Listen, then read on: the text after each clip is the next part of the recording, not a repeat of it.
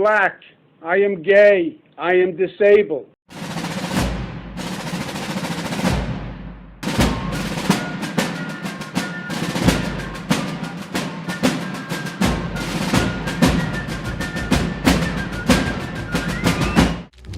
You let one ant stand up to us, then they all might stand up.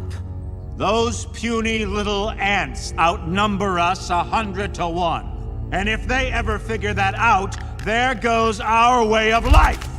It's not about food. It's about keeping those ants in line. That's why we're going back. Does anybody else want to stay? Let's ride!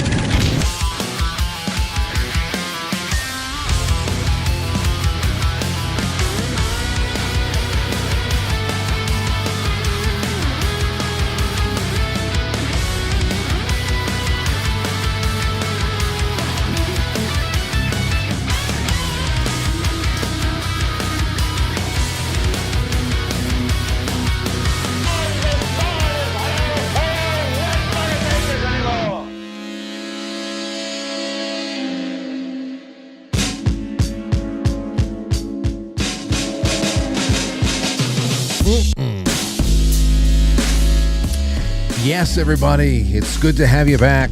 It's a Thursday night, and it's going to be, I can't wait to follow it up. We're following up a great show last night with a great show tonight.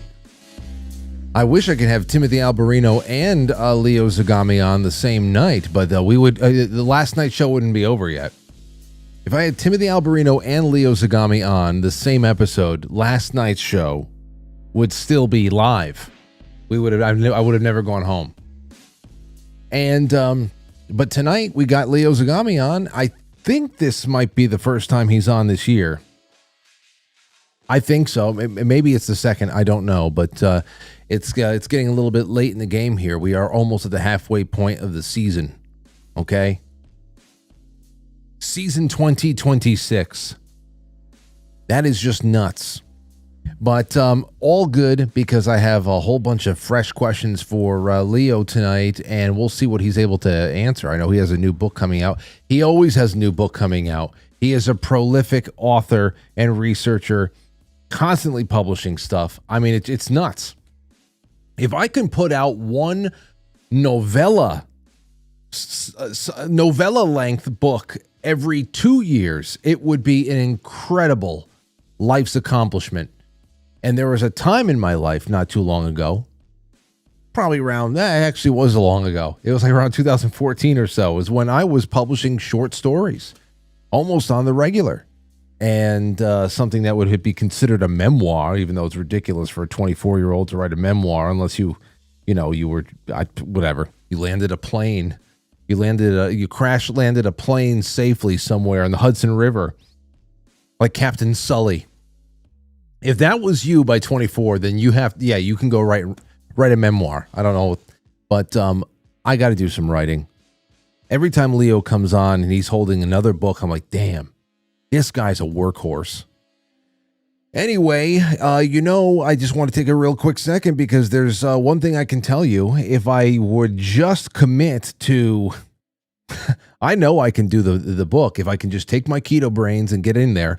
Thank you, Molly, for being not only a friend of the show, but you have plugged a necessary nutritional gap that I had. I didn't know that I even had until I found Keto Brainz in 2023. If your mornings need a smooth focus without jitters, if you got to try Keto Brainz. It's the creamer that turns your coffee into literal rocket fuel for your brain. It's got the C8 MCTs, it's got the lion's mane, the alpha GPC, the L-theanine for that calm focus.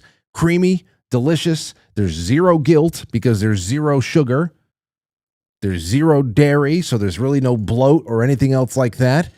So grab yours at ketobrainz.com and use promo code MAY for 15% off. And who knows what else comes your way. Well, actually, I know what comes your way. If you make a purchase, you're in the running for another big $600 plus giveaway at the end of the month. So there you have it. Please go check them out. And if you want samples, especially if you're the first time you're ever hearing about this, email me, frank@quitefrankly.tv. Frank, I heard you talking about this keto brains for the last year and a half. Can I try some? You damn right. It's on me. I'll pay for the whole damn thing. I want you to try it because I'm confident that vast majority of you are going to love it, and it's going to be a part of your daily routines from there on in. So thank you, Keto Brains, ketobrains.com. Okay. I had this. This is what we ended last night on. It carried over into the flip side segment, and there was all this news about whether there was a CIA raid on Tulsi Gabbard's her offices. Well, ODNI denies it. They deny it. But let me give you a little bit of what we have here. I found this article is from independentnewsroom.com. It was on Citizen Free Press. Controversy erupts over alleged CIA action at ODNI. Claims of raid have been debunked. A report claiming that the CIA conducted a raid on Director of National Intelligence at Tulsi Gabbard's office sparked widespread discussion on X, formerly Twitter, yesterday, only to be walked back after clarification from Gabbard's team. The story gained traction after Representative Anna Paulina Luna appeared on News Nation and stated that the CIA had gone to the office of the Director of National Intelligence to pull documents. What were the documents? They were about MK Ultra. This is all the stuff that was going on. Jesse Waters went out. He amplified the narrative, describing the incident as CIA raid on Gabbard's office. However, Gabbard's office has since debunked the characterization of the raid. According to a senior Trump administration official who spoke exclusively with me, the actual events unfolded differently. Last fall, the CIA did visit the ODNI to retrieve certain documents. The official emphasized there was no raid. The visit was part of a broader year-long standoff between the CIA and ODNI. The official said CIA had been blocking the transfer of specific responsive documents to Gabbard's team. Among the materials the sources believed to be withheld are documents related to COVID-19. I saw the testimony yesterday, and along with was it yesterday or the day before, essentially just calling the whole thing a cover-up. And then also people were saying that this was effectively like the week that the statute of limitations expires, that you could actually ever even really go after Fauci and all of his comrades. I mean, I don't know if you're talking about something that equates to mass murder or some kind of crime against humanity. I don't know why there would be a statute of limitation there. It's not a clerical error. But anyway, Gabbard's team has requested documents and responsive materials are being blocked. Well, there's nothing. I didn't see anything about that, about MK Ultra, but this was the whole thing. They're blocking MK Ultra. And now I went to go just double check to make sure that there was there an order. I know that there was a lot of declassification orders that have come out over the last couple of years, between the eventual declassifying of whatever we got with Jeffrey Epstein so far. If that's the end of it, I don't know. But there was an order for Robert Kennedy, for Martin Luther King, for Jack Kennedy. Of course, we're in the middle of the UFO files right now. But I read that, where the hell is it? I read that here it is.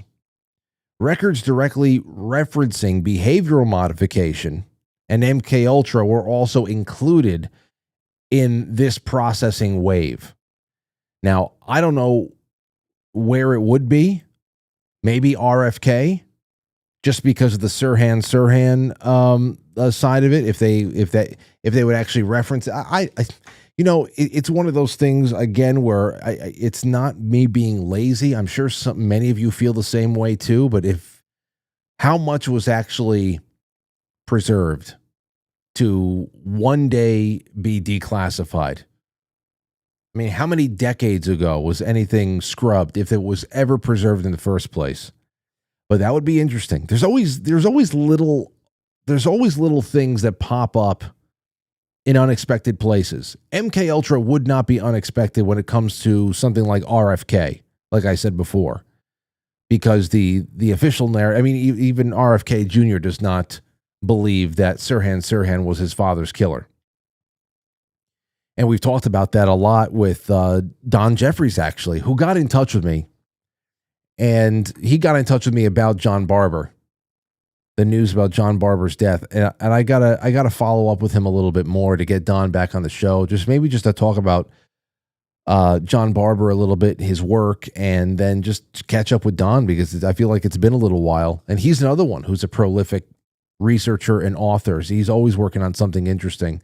But we always have some very bad audio issues. You notice that? And I hear Don Jeffries go on so many other shows, and he sounds clear as a bell. And every time we link up for Quite Frankly, it's just like he sounds like he's living inside of a garbage can, like he's Oscar the Grouch. And I don't know. It's muffled and cutting off, and there's almost like there's a noise gate issue going on there. Anyway, I love Don. I love his work, and we got to get together, because he's somebody who can talk about all this stuff combined. So that was a little bit of last night. MK Ultra, Tulsi Gabbard, seems like it was much to do about nothing, unless that's what they're telling us. Leo Zagami a couple of days ago was actually writing on his blog. If he's not publishing books, he's writing on a blog, or he's on air somewhere. Here he is. The MK Ultra is back in the news, but it's unlikely that anything new will be revealed. Representative Anna Paulina Luna said on Wednesday, this was back on May 4th, he published this, that the Task Force on Declassification of Federal Secrets, a subpanel of the House Oversight and Government Reform Committee, will hold a hearing next month about the controversial MK Ultra program, a topic I investigated and detailed in Confessions of Illuminati 11, the past, present, future of mind control, from Sun Tzu to MK Ultra and beyond. Luna, who chairs the task force, wrote, hearing on May 13th, MK Ultra House Oversight Task Force, in a post on social media platform X. The hearing is happening now as a part of broader ongoing investigation into government transparency, fueled by recent newly declassified CIA documents concerning mind control and allegations that federal agencies are still withholding significant records. Luna cited a February 2026 article highlighting a new report on intelligence services studying mind control that was added to the CIA reading room last year, when the National Security Archive published over 1,200 documents in early 2025, detailing the CIA's Cold War-era mind control experiments, which utilized LSD and other methods on unwitting citizens. So, as of 2025, survivors and their families, represented by lawyers, are continuing to seek accountability for the experiments conducted at the controversial Allen Memorial Institute. How much you going to get out of this? I don't know. I don't know, but somebody's kicking around somewhere. I also outlined in the same book that Canada has been, sadly, quote, the brainwash laboratory for the Western world, even during the pandemic. Confirmation came on December 2nd, 2020, when an internal Canadian Armed Forces investigation conducted by retired Major General Daniel Gosselin concluded that Canadian military leaders saw the COVID-19 pandemic as a unique opportunity to test out propaganda techniques on an unsuspecting public. I remember that one. Leftists still regard Canada as a civilized, liberal, and humane place, but the truth is that, Canada has always been a mind control laboratory for the New World Order and the Illuminati. Wasn't Harley Pasternak the celebrity personal training handler? Wasn't all of his training, his mind control, military defense training, Canadian as well? I remember that guy. Kanye West, once his programming started falling apart again, he had to be tuned up.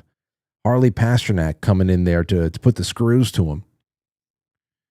There's that. In the meantime, while renewed interest seems to be officially rooted in findings released between December 2024 and 25, which confirmed new details about unwitting subjects, including Korean War POWs, the program was more extensive than previously understood. Skeptics indicate this might be yet another distraction by desperate government as in a growing tumultuous political landscape driven by economic crisis, but some advocates and commentators, such as journalist Ross Coulthart, still believe that this may reveal dirty secrets within the intelligence community and address current concerns about government transparency. We can try to be positive, but don't be disillusioned if nothing more is revealed. Yeah. I like when we get more than what we bargained for. I forget what happened with the FBI vault releases or something, and we were surprised to get not only a lot of Finders cult stuff, but also the McMartin School that had direct references to the tunnels that everybody denied for years of ever being there, and animal bones and everything that described what would only be the setting for, organized satanic practices. But that's all we have on that subject. Anyway, our next guest, who we have had wonderful shows with, but soon it feels like we're going to have known everybody for at least 10 years. Our next guest has written extensively in his books and his blog about MKUltra, transhumanism, Satanism in the Vatican and all over the world, and Illuminati deceptions. He writes from a perspective of knowing, of course, a wealth of information, making his 2026 debut, I think, in May. Leo Zagami, how are you, Leo? Always a pleasure. Great to see you again, Frank. It's always a pleasure. Yes, I know. One day we got to hang out together. Anytime you come to the godforsaken land of New York, you got to come. I will have to, because my wife is from New York, so she always wants me to come and visit. There's more than enough seats in here. You got to come by and visit. That will be a pleasure. That will be a pleasure. Absolutely. So how are you doing, and how is your audience doing? The audience is that they're always great. I'm very blessed with this audience. I'm always blessed. And I'm sure that you are doing well, and I can always tell you are, because you always have a new, extensively put together book coming out. We got to talk about that in a second. But you're showing up now here. Over the last 9 to 10 months or so, it has been a year of various disclosures, with various receptions, of course. There's Jeffrey Epstein, JFK, Martin Luther King, RFK has been ordered. Of course, UFO is what we're dealing with right now. You must be having a field day. Oh, well, of course, it's been 20 years of Illuminati confessions. I started 20 years ago this adventure online, as you know, for a necessity, because I had to bring out certain secrets before I could actually end up dead. So that was my initial motivation. And in 20 years, a lot of things have happened. Most of all, what I had predicted seems to have always come into fruition, unfortunately, because the next few years are going to be, of course, very important, very relevant in regards to a specific subject like the one you mentioned, UFO disclosure. However, disclosure can be with a capital D or with with a small d, and at the moment, even if government disclosure is usually given with a capital D, it's kind of a little bit of a soft disclosure, and it seems for a lot of people that it's been done to drive the attention away from the Epstein files. We still have millions of files who have never been published, and there is a fading interest on the subject, which still I deem very important.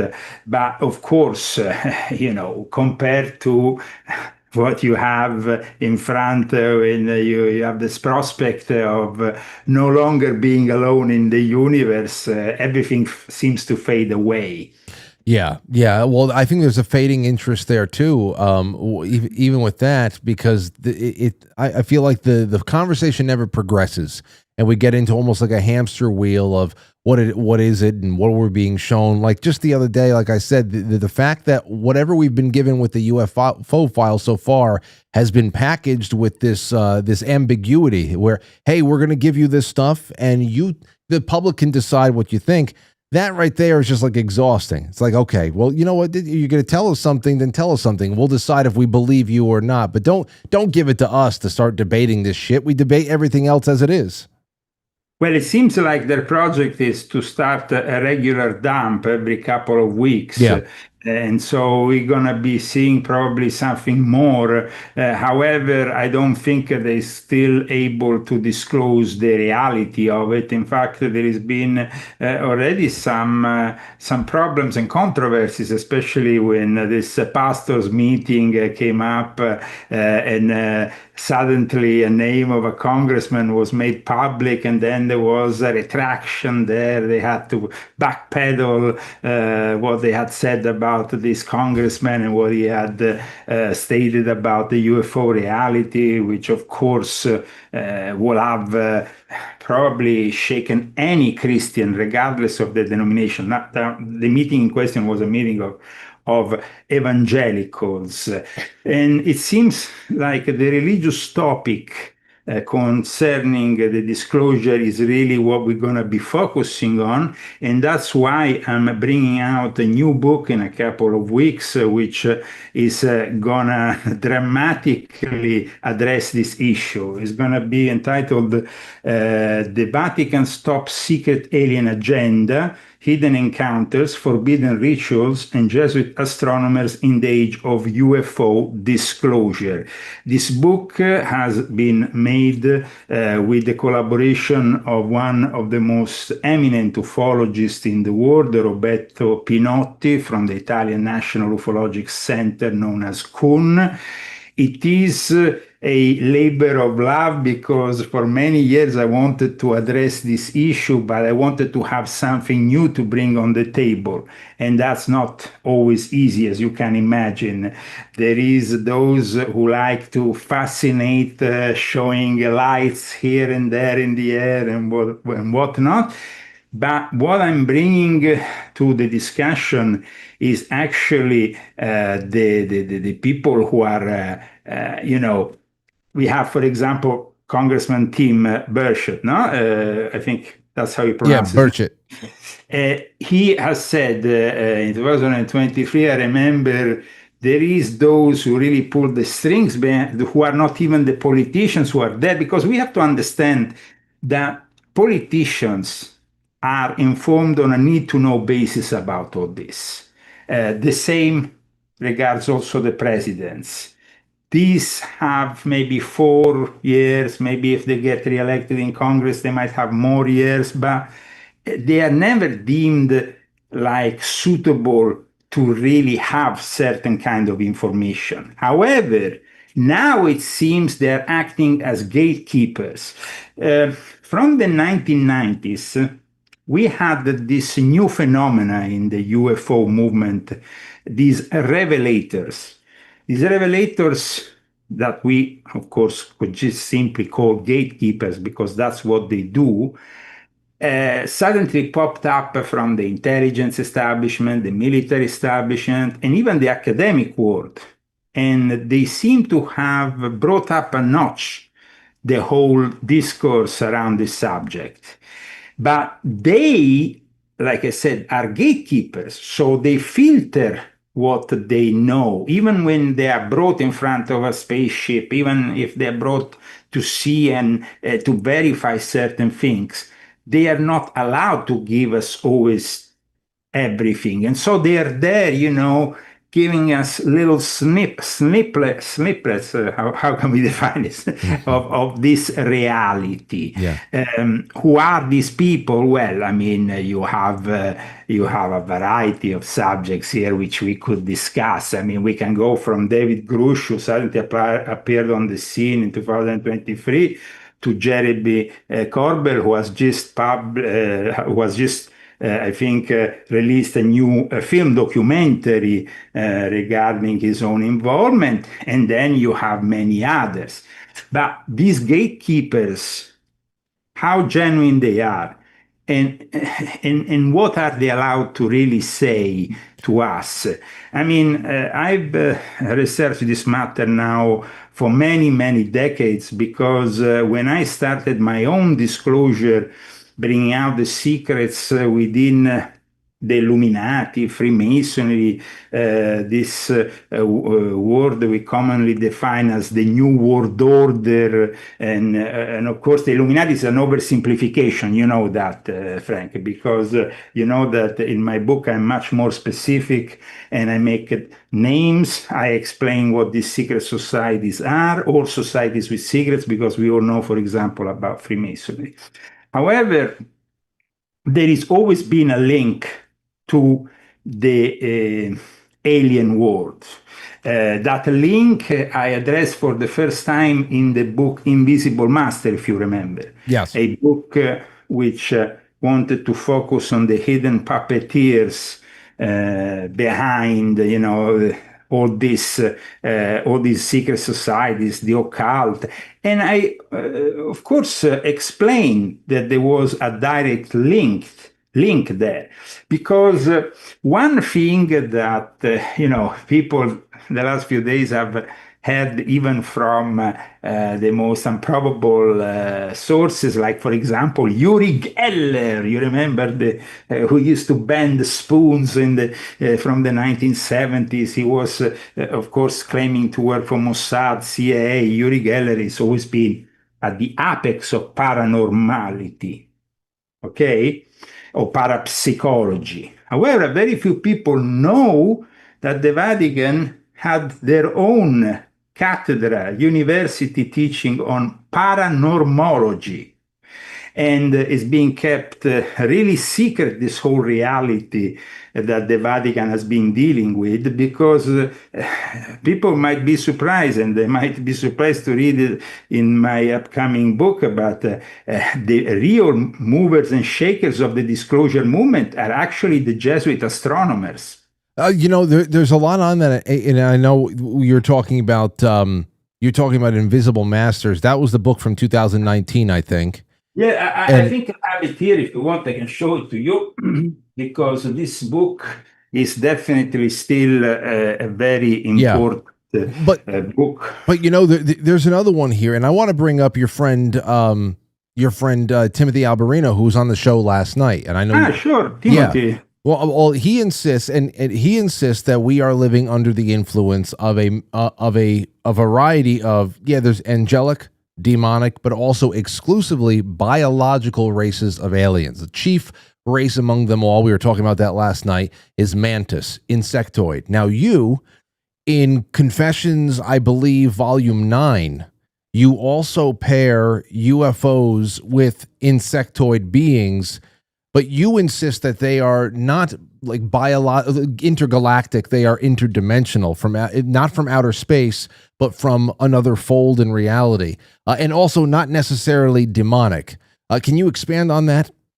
Well, I mean, there is a variety of beings at a cosmic level. We can see reflected the same things we see on Earth. Now, at a small microcosmic level, we have already good and evil. It's obvious that that can be also reflected all over the universe. And so then we could have creatures which are not, specifically fallen angels, but possessed, because they are just as a human being can become demonic, then you can have somebody possessed by some evil factor. However, it's very important to understand that, for example, at the moment, there is a lot of talk about interdimensionality, extra-dimensionality. These are two different things, by the way, that can be applied in the case of Timothy Alberino, who is mainly focused always on his research on the book of Enoch, Enoch 1. But the problem here, in regards to the fact that these beings are or not physical, is that we have a very uncertain understanding yet of what we are as physical beings, what we perceive, what we perceive around us, and how we perceive it. And the instruments that we use at the moment, are these the result of that reverse engineering? As you know, I had written a book, volume 7 of my confessions, in which I started to address the fact that reverse engineering is really the key to understand this digital prison, this growing digital prison that we have around us. And in a society which is now putting to shame even George Orwell's 1984, in which everybody is increasingly controlled by technocrats who seem to be completely soulless. Because when we see the face of a guy like Elon Musk or Peter Thiel, who likes to talk about the Antichrist in Rome, he went all the way to the, next door to the Vatican to do these lectures on the Antichrist, and everybody was focusing on that, while instead, in secret, he was going to Piazza Dante 25, which is the headquarters of the Italian intelligence, to sell new software, new technology, so it could actually, in a way, control even a foreign country, because we know that Peter Thiel is not for the sovereignty of a single country, like many of these technocrats who want to kind of escape the limitation of sovereignty. In this context, the technology that we have reverse engineered, some academics, like for example, Professor Diana Pasulka has said, these are gifts for humanity. But are they really gifts, or is something else? Because, you see, people like Pasulka have been put, a black, they've been blindfolded, brought somewhere, shown the goods, and now they have become, of course, believers. And together, like I said, there is this growing number of gatekeepers, but they don't simply come out of nowhere. I'm going to explain in my next book how all this started in the 1950s, and it started in Rome. And there is a specific reason for that, because in 1933, the first UFO retrieval was done in Italy. So you're saying that we weren't discovered. Are you saying that we weren't discovered by non-human races? They were summoned, and it was ritual? Well, I mean, there was always, since ancient times, this link, that, of course, we had. Now, there has always been also a discussion prevailing from the very early stages of Christianity on the nature, for example, of these beings. When you're talking about, for example, the fallen angels of the Book of Enoch, but then you have also Origen in the early church, who wanted to distance and to separate what are the fallen angels from the actual demons. And then there was also an interpretation of these demons that we are, of course, we have present here on earth are simply the legacy of those Nephilim, which, of course, are part of this whole discourse.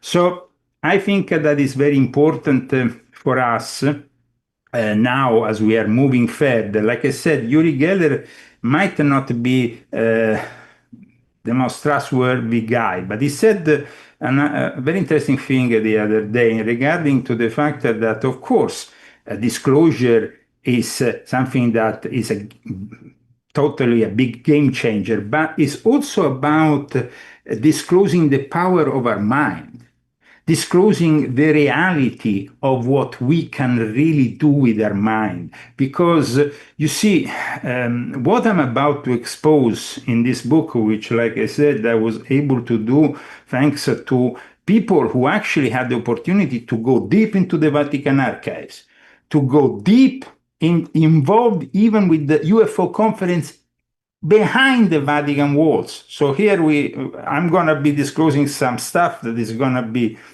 of course, compared to maybe people who simply want to see some, physical evidence. Well, I can bring you also some kind of evidence, because amongst the things that I will be showing in my new book, I even have the alleged skull of an alien that was found inside the Vatican.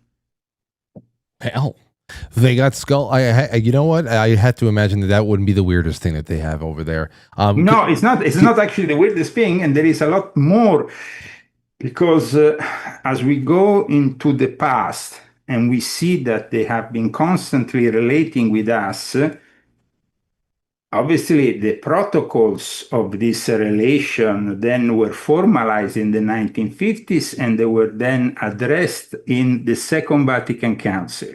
The Second Vatican Council became that moment. We discussed it in the past. You remember in our show, in our past shows and interviews, we discussed the fact that the Catholic Church suddenly in the early 60s changed.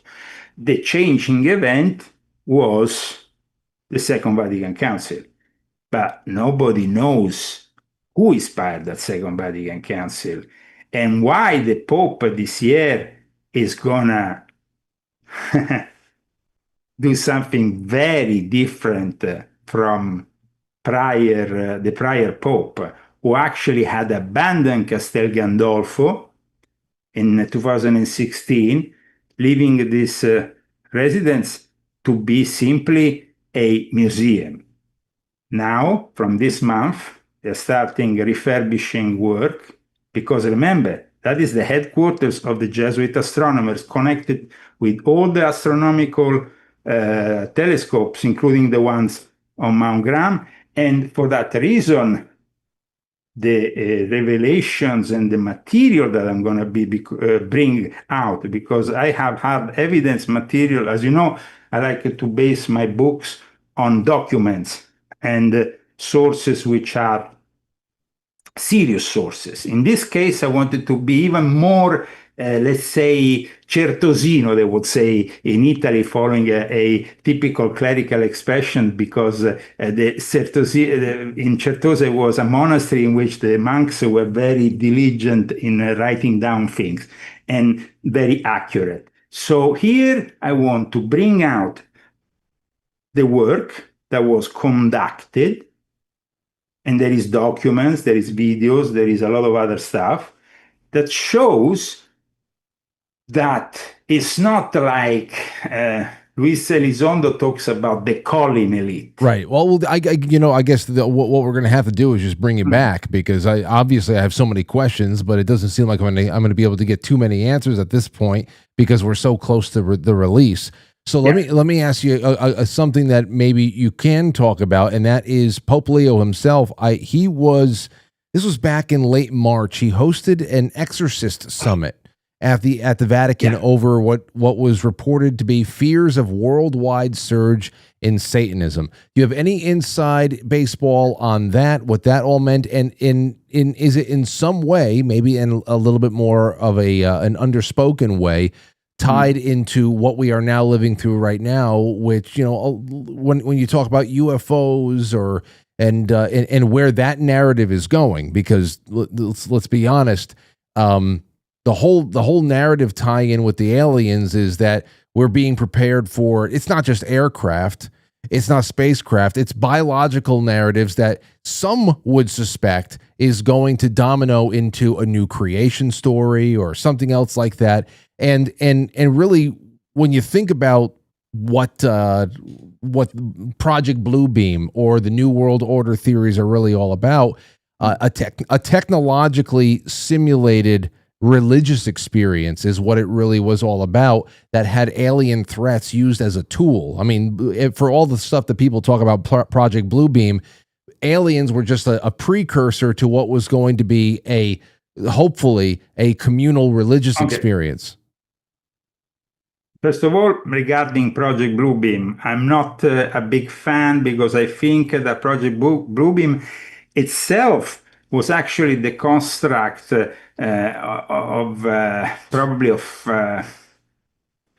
it was a fantasy construct, but in reality it was based on a true narrative, let's say, a true possibility that could be put in place, even if the guy who created this whole Project Bluebeam in the detailed way, explaining how it's gonna, is, I think, a little bit far-fetched. Understood. Okay. Yeah, understood. That's what I'm saying. That the whole alien thing that was a precursor, and that's why there's a lot of people right now thinking that the alien thing.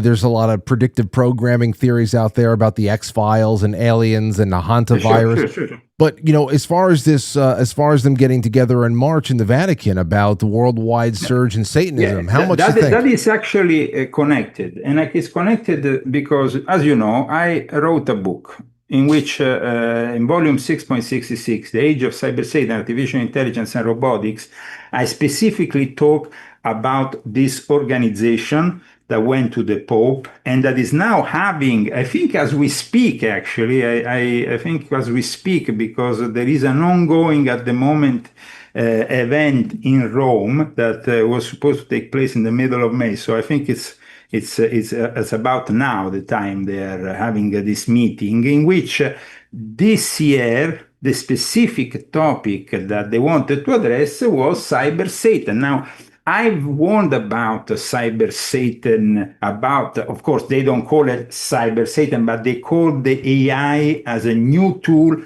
in use by the Satanists. They say that there is satanic groups that are making a vast use of the AI, even to imagine this is pretty gross, I think. I mean, it's pretty disgusting. To reconstruct satanic videos of children being raped. This is disgusting, and this is what they are addressing. They are addressing the increased use of the AI by the Satanists, orders like the ones I've discussed in the past in my books, like the Order of the Nine Angles. I don't know if you ever heard of them. The Order of the Nine Angles is an order that was born in Great Britain, which is very much present in the deep web. So you can't really find it on the ordinary web because they do real illegal activities and encourage human sacrifice by their members. It has infiltrated even the military. There has been cases of infiltration even in the US military. And I have addressed in the past the Order of the Nine Angles because they are really insidious. And the use of AI to cover themselves up, because the AI can be also used to not only recreate disgusting videos like the one we just said, but it's also about covering their tracks, covering their existence, you know, and it seems like the AI is aiding these people, because we are not talking about here just Satanists who, you know, claim like maybe your Temple of Satan or Church of Satan member, which still can lead to things that are more dark, but they are kind of simply intellectualizing and they don't really believe in Satan anyway. But we are talking about people who believe in Satan, who want people to do human sacrifice, and who practice pedophilia, which is often connected to satanic activities. So the Vatican has decided that they wanted to address this issue in this meeting. Every year they call, like I explained in volume 6.66, which is the first book of the trilogy dedicated to Cyber Satan, then I have volume 7 and volume 9. But in specific in volume 6, I talk about it because, you see, we go back to what I said earlier. The Catholic Church was corrupted by the Second Vatican Council. And imagine that the last thing to get corrupted in 1999, when Father Malachi Martin will mysteriously and suddenly die, will be the rite of exorcism. Yeah. Which I have here addressed in the specifics to show how the untouched version, you see here, I say, there is an untouched version for the exorcism. We talked about this in particular, just because I was very interested in because that gotten around a lot. That that around the time that Malachi Martin died, that there were some things that were done to the rite of exorcism that made it less effective. And at that point, who is it that saved the rite of exorcism? It was the guy who eventually will inspire this new international organization of exorcists. The guy who has been also portrayed by Hollywood, though, in a little bit. I'm talking about Father Amort. Father Amort was an incredible individual, an individual who really thought of himself as a soldier against the legion of Satan, and constantly fighting, performed, I think, something like 10,000 exorcisms in his lifetime, maybe even more. I mean, he was always at it, and it was pretty impressive what he was capable of doing. Now, Father Amort is the one who also accused the Vatican of practicing black magic, of having black masses. And you can imagine that, of course, it was pretty scandalous. However, nobody, when he said, you can't give me an exorcism like this. This is like giving me, basically, it's like giving me a gun without the bullets. It's like giving me a knife which is not sharpened. I mean, he said, I need to have the traditional Roman rite in Latin. If you want me to save these souls, we cannot do it with this reformed version of the exorcism. That was the moment which really gave birth to this new international movement of exorcists that suddenly found a new purpose and bringing back also the ancient Roman rite. The demons, they don't act the same way when you talk your ordinary native language. Now, we know that after the Second Vatican Council, the Latin Mass was sided. Now we have even seen from Pope Francis onwards a war upon the Latin Mass.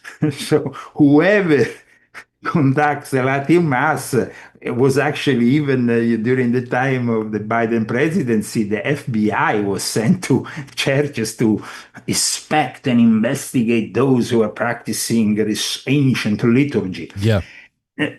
So the thing is that with the rite of exorcism, you need to have Latin. You need to have Latin, you need to have the ancient Roman rite that was preserved by Father Amort and this international organization of exorcists, which now suddenly finds itself very much on request because the diocese here in the United States of America during the whole pandemic, I said that from the beginning. You can go back on my articles I actually wrote during the pandemic on my website, Zagami.com, and I said, this situation, the way it is, leaving kids in front of the computers for days on end, is going to facilitate their demonic possession. Let me jump in on this one then, because you brought up Great Britain. And of course, speaking of cyber Satan, this was just maybe yesterday, the day before, and you no doubt have seen it. King Charles, he was giving an address from his throne. He had his crown on and everything. He was in full regalia. And where he announced that there was a digital ID that is coming, that is going to, what he said, modernize how citizens interact with public services. Take a listen to what he said. Here this was yesterday, I believe. My ministers will also proceed with the introduction of digital ID that will modernize how citizens interact with public services. Now, of course, Leo, we already know how liberally they monitor and govern free speech in the UK and in the rest in Europe. I can't imagine anything murky is going to happen when social credit is tied in any way to your ability to, say, get medical attention.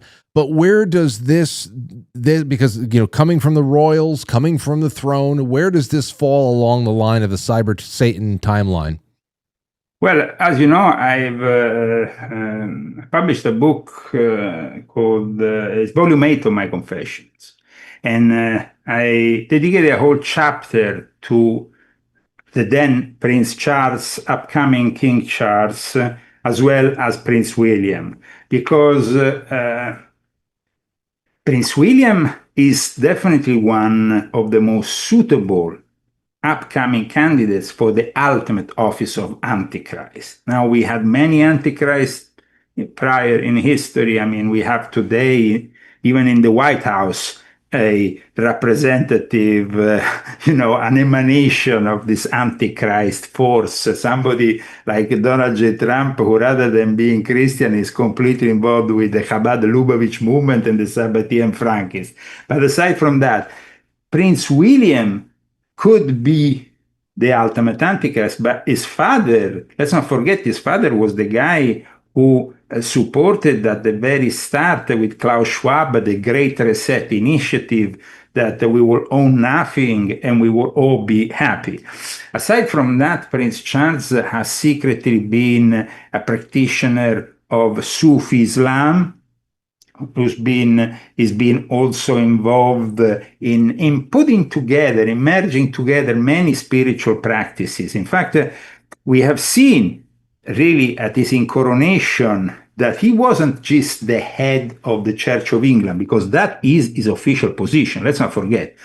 But he was embracing all these religions because, of course, we are going towards also the One World Religion Initiative, which is very important in what we are discussing here, because the One World Religion Initiative goes along with the One World Government, with a ultimate control of this society by the AI, which is, like I always said, in my terms, cyber Satan, who will aid the ultimate Antichrist.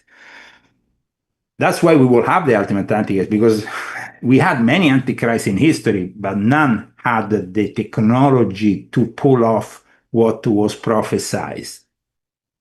That is, you're not the only one who I have heard bring up Prince William in particular about a prime candidate for the ultimate Antichrist. I think Clyde Lewis was the other one who came on this show and talked to me about that 2 years ago.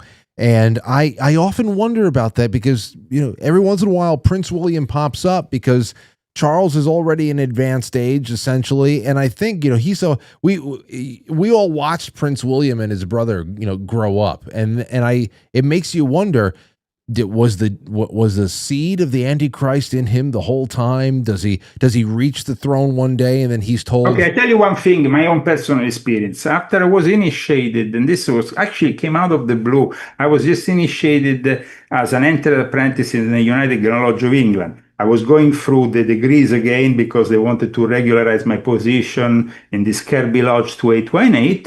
And one of my mentors was a guy called Tony Henley. Tony Henley is officially in his everyday life, I think, one of the chief inspectors of the Royal Postal Services. But in reality, he's also a very distinguished Freemason. Now, he sends me out of the blue an email. I read it and I'm like, what is this? And it was basically the instructions that they gave to Prince Charles in order to produce Prince William in a certain way by following the astrological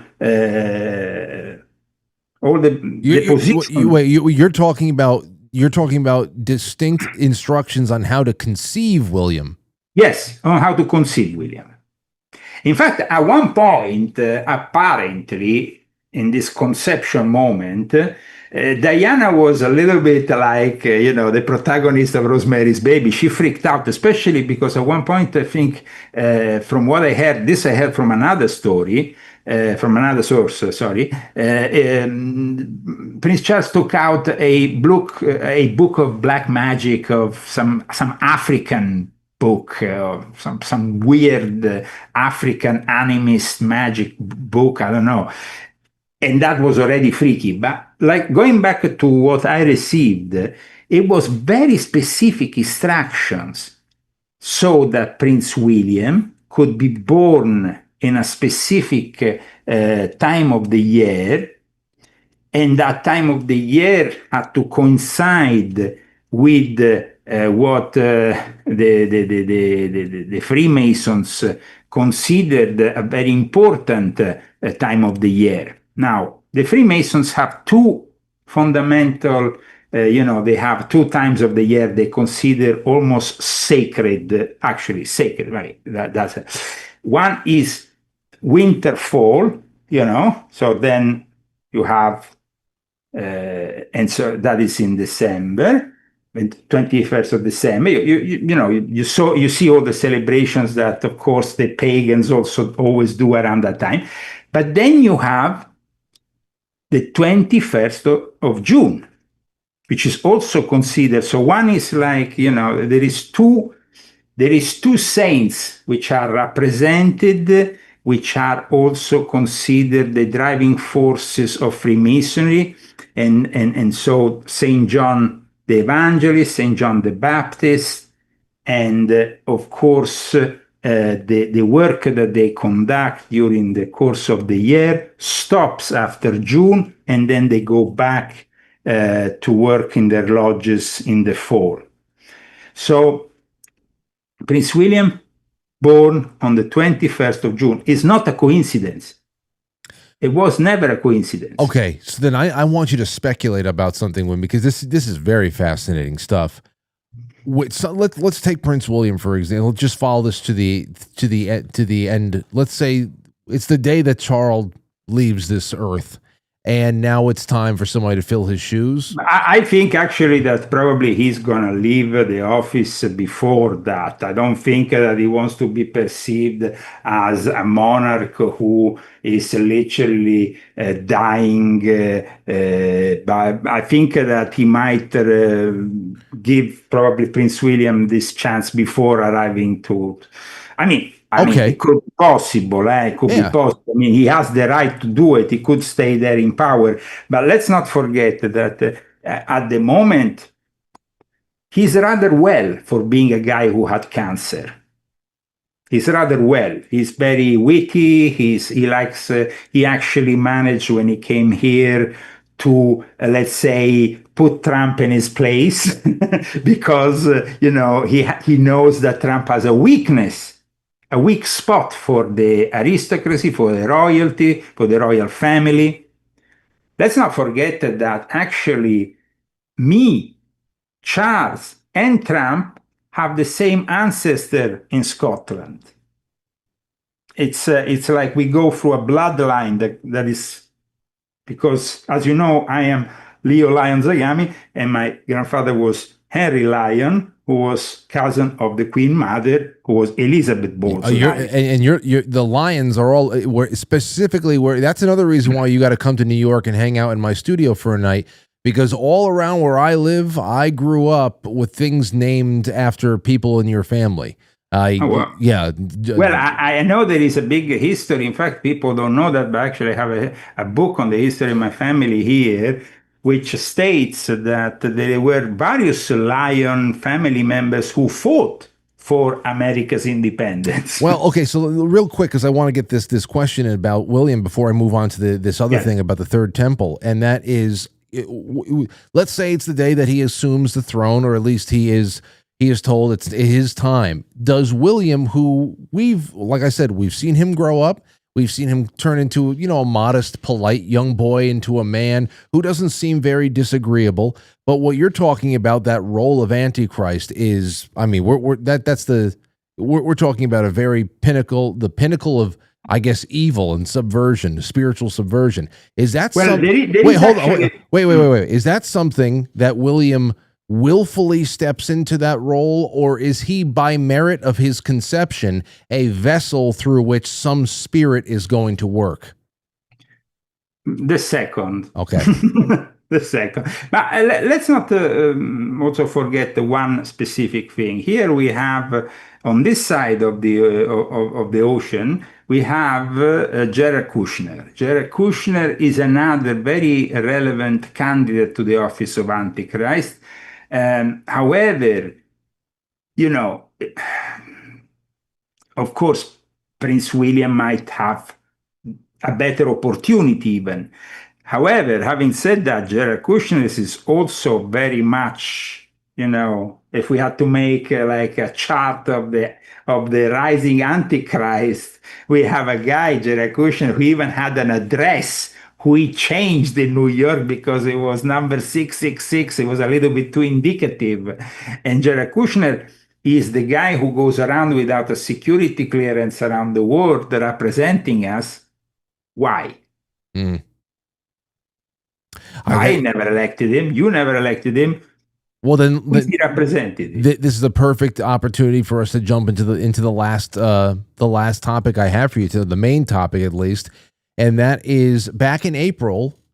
I started getting a flurry of texts, and it was around the time that people said, "Frank, did you see Donald Trump, President Trump? He chose to read a very specific Bible passage." Out loud. He chose 2 Chronicles, that it just so happens to be a favorite for proponents of the erection of a third temple, and that got a lot of people wondering. Of course, their conspiracy caps were strapped on tight, and I went to your website, and lo and behold, there is a fresh blog post on there. So what do you think that whole thing was about, 2 Chronicles, and of course, in with the backdrop of what's going on in the Middle East right now? Well, it's sad, but it's pretty clear to everybody that the Third Temple is not simply the project of a few fundamentalist minds from the Temple Institute, or maybe the ones in Freemasonry who want to transform their allegory in reality.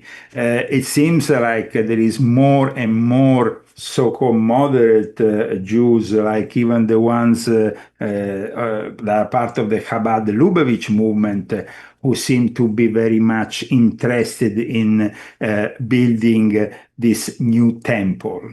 So you were talking about UFOs, no? And one thing is, and this is a testimony of Flavius Josephus, who was there, that before the destruction of the Second Temple, an actual UFO stationed upon it for a rather long time to be visible to everybody. And then the Romans destroyed this temple. This temple was destroyed. But then, of course, we know the Muslims very strategically. I explained this in volume 10 of my Confessions, where I talk about Islamic Freemasonry and how they artificially created, after the death of Muhammad, this idea that in his sleep on a winged creature, he arrived there, and then they establish that the Al-Aqsa Mosque and all that area as being the second most holy place in the religion of Islam. So under that place, though, there is still these tunnels in which they often meet up various secret societies, including Freemasonry, not only Freemasonry. I was personally invited there once when I was still in the Monte Carlo Lodge of the P2. I'm talking here about 2005 or 4, I remember, a long time ago, so over 20 years ago, to participate to one of these rituals in these underground tunnels, which are there in Jerusalem. And I obviously didn't go. But the interesting thing was that the high priest that was supposed to do this ritual there was not even a man in the traditional sense. He was actually an androgynous figure. Oh boy. Who was known first as Father Michele. Father Michele Mercenaro actually worked in, I think, the Vatican Apostolic Archive, when it was still called the Vatican Secret Archive. And then, because he was born with both sexes, arrived to, I think, the age of 32, he decided to change and go back to being a woman. Is this the guy that did they base the script on that movie Conclave after this guy? You ever see that movie? Yeah, I actually now that you tell me, there is this thing. Louise. No, but yeah, they definitely could have inspired him. No, but the interesting thing, it was Michela Mercenaro. That was the name when he became a woman. It was a rather ugly woman. He just died not so long ago. This Michela Mercenaro became, when she became no longer a priest, but became an investigator for the police on subjects regarding the occult and Satanism.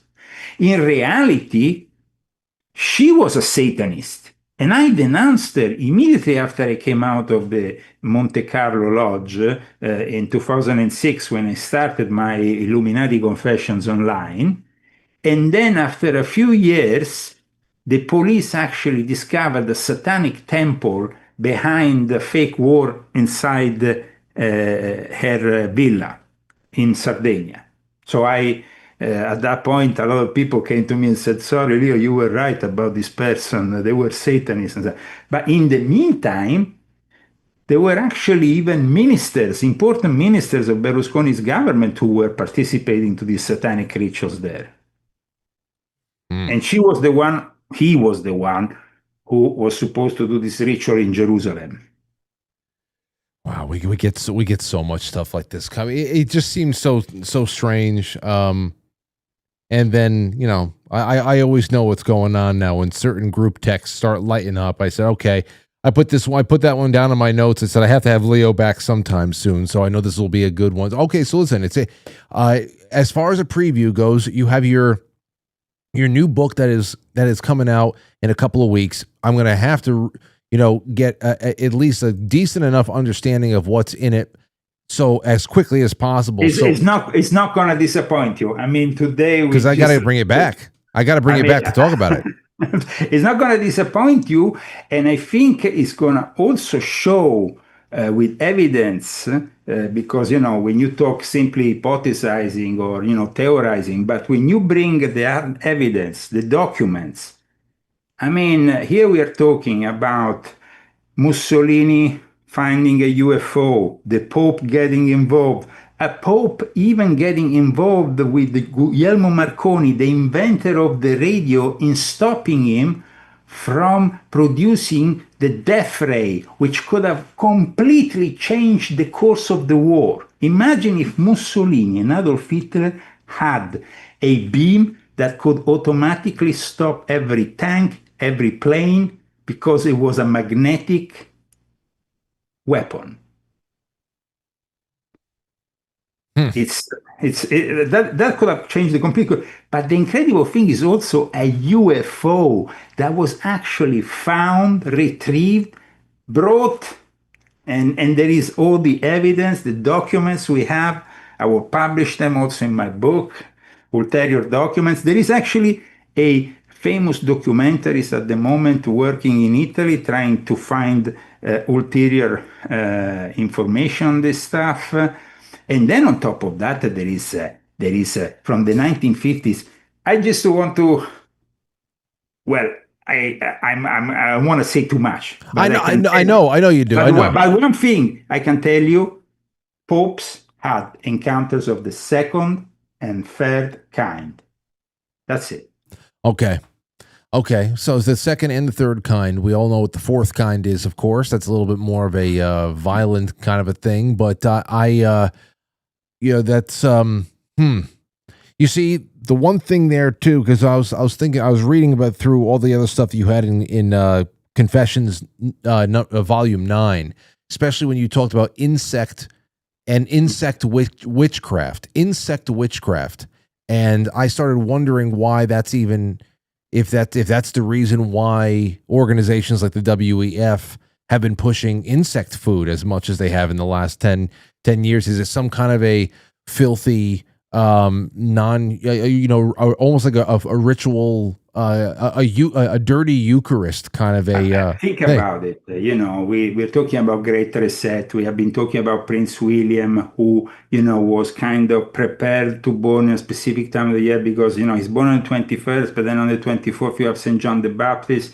Everybody every year prepares in their lodges on the 21st to June to close the Masonic year, and so these are things that are that actually astonish me, because when I see the connections and how they worked, there is a specific time in which Charles will have to copulate with Diana. Imagine, and it has to be methodic. And then you're talking to me about the food that is being pushed because, eat the Z-bugs. Eat Z-bugs. and while we are all struggling more and more, because in the end, let's think about it. What Trump is doing is simply creating that world divided in three that was prognosticated by George Orwell. We are going to be the owners of this hemisphere, then of course we are no longer going to have control over Europe because that's going to, of course, fall under another jurisdiction. Eurasia will take over. And so then we will have, like I said, three distinct powers, and the rest of the world can forget the sovereignty. But at the same time, they want us poorer and poorer, and they want to bankrupt us because, we will have to own nothing and be happy. Well, at least we'll have a couple of UFOs to ride around in. We have to talk about this again. I'll be in touch with you. I'll watch everything that's coming out of your camp, and hopefully we can have you. Absolutely. Here we are talking about a very big thing, because I tell you, the next dump there is going to be ulterior material, but also we have the Disclosure Day movie, which is being organized for this specific reason. And so when my book comes out, you will understand the whole picture and you'll be like, wow. And we have a Pope ready for it. Well, you know what? Disclosure Day comes out in June, I believe. So 12th of June. I will make sure that we don't get together until the book is out and I have seen the movie so that we can put it all together. Okay. Deal. All right, Leo Zagami, leozagami.com. It's been great to hang out with you again, my friend, and I can't wait for the next time. Always a pleasure, and we're going to have some great stuff to discuss next time. Oh, I'm looking forward to it. I tell you one thing. My wife, who is editing the book, after she started, she was like, what is this? I mean, it's pretty strong stuff. If she still has the capacity to be shocked by you after all these years of what you've written out there, then that is a good sign. I can't wait to read it. And thanks again for the time, my friend. God bless you guys. Okay. Be well. There you go. There he goes. Until next time. Well, listen. Now it's just you and me. It's 8:15. What the hell do you think? What was most interesting about that to you? Give me a call. Give me a call right now. Don't let me down. Call me up, you son of a bitch. Call me up, you son of a bitch. Just pick up the phone. Don't let me down. Call me up, you son of a bitch. Addle-a-do. See? Oh, by the way, I forgot to tell you again. I've been collecting all of the super chats coming in. We'll get to them in a second. I am pulling a winner tonight for the Yes Cacao. You're not going to get this tube of Yes Cacao Wild Balls because I have eaten most of them. I said, you know what? I've got like 6 more of these tubes behind me. What the hell am I being modest about? So I've eaten half of these. I won't be sending these to you. They're just so good. So you're getting a tube of the Yes Cacao Wild Balls. This is botanical chocolate. Here, 1964, silver, Kennedy, head, 50-cent piece. A golden ticket. This is going to get you a full bag of Keto Brainz, who I have already shouted out tonight. Get your full bag and then buy yourself another one so that you have 2 months worth of stuff. Use promo code MAY and you're all set to go. And I'm gonna take a Polaroid in a second. All the super chats are going into the namepicker.net, and we're gonna pull a name in a little bit. I collected all your super chats from Monday until today. Let's take a call. 502, you're on the air. Guatemala, go ahead. Well, hey there. What a freaking awesome interview that was. Thank you so much. Hey, can you do me a favor and get me off a speakerphone and turn off the show in the background? And shit. Okay, yeah, I forgot. Okay, yeah, this is two okay, sins. You know, I hate holding this to my ear, but wow. I get it. I get it. Wow, two sins. Go ahead. So I have read some of those. I think I have the whole series of Leon Zagami's books on my computer, and I've read 2 or 3 of them. And holy wow, like the things he said, I know, like I hear this stuff and I'm like, okay, all right, it's coming out.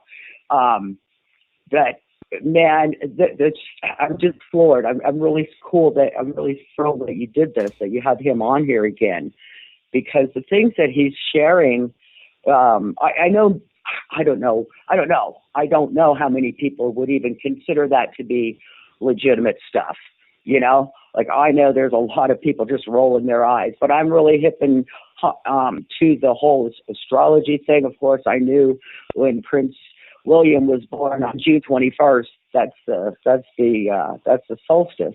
No, that's the summer equinox. You know, you kind of knew, but anyway, I have my reservations about the whole Antichrist thing. If that's a thing, if that's really a thing, there's been a bunch of them. From my perspective. Yeah, well, yeah, I know. Henry Kissinger being one of them. Well, I mean, I think the reason why I usually step back and defer to other people to debate about the Antichrist, even though I love talking about it and I love opening up the floor for it all, because again, it's one of those things where it's spooky and you know, but what I keep hearing is that there's going to be the arrival of such a figure is going to come in a time where there's a lot of people crying out for a solution, and the person who is nearly universally liked is going to offer up that solution. And whenever I hear about that one criterion, it usually makes me eliminate all of the usual suspects that people throw up in political discourse, because nobody seems to be universally liked. And that's why I had to say with somebody like William, who seems to be mild mannered. We've all watched him grown up. You know, his brother, his redheaded brother was the troublemaker, and William kind of just behaved himself, at least on, for what we've seen. When does that guy say, okay, now I'm the fucking Antichrist? I'm the fucking Antichrist now.